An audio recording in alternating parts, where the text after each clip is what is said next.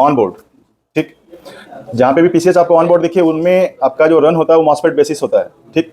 अब उस मॉसफेट के पास में लॉजिक यानी कि मॉसफेट को स्विच की तरह यूज़ किया गया है और उस स्विच का लॉजिक आपको समझना पड़ेगा। तो जो आपको फिगर दिख रहा होगा, है ना, तो यहाँ पे देख रहे हैं कि 5 वोल्टेज का, 3 वोल्टेज का, 1.5 और 1.05 है, ठीक है। अब वहाँ पे देखिए कि जितने भी मेन मॉसफेट हैं यहाँ पे जो ऑलवेज को लेकर के रन बना रहे हैं, उन सबके गेट से 15 वोल्टेज एक रेजिस्टेंस के थ्रू जुड़ा हुआ है, ठीक है।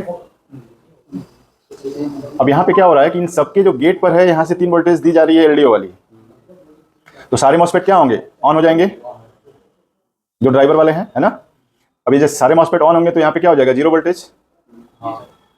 यहाँ पे भी इसके नीचे भी 0 हो जाएगा, इसके नीचे भी 0 हो जाएगा, इसके नीचे भी 0 हो जाएगा, है ना। अब इस 0 को, अब यानी कि जब यहाँ पे 3 वोल्टेज है तो यहाँ पे 0 है, तो यानी अभी 3 वोल्टेज को क्या करना पड़ेगा, 0 करना पड़ेगा, है ना।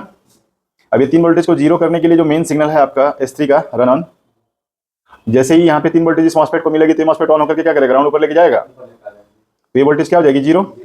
यहाँ पे दिया हुआ भी है हैश, क्या नहीं बोल रहा है, इस फिगर क्या बोल रहा है आपको कि जब यहाँ पे 0 होगा तभी ये सर्किट क्या होगी, एक्टिव होगी। तो जैसे ही 0 हुआ मॉसफेट ऑफ हो गए सारे ये वाले।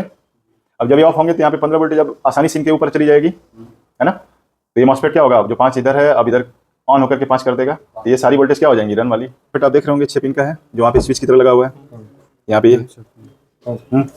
अब इस मॉसफेट के एक साइड पे क्या हो रहा होगा आपका, यानी कि 3 वोल्टेज आ रही होगी ना, तो यहाँ पे देखिए कितना वोल्टेज है होगी, तो बाकी सब क्या होगा, हाई हो जाएगा।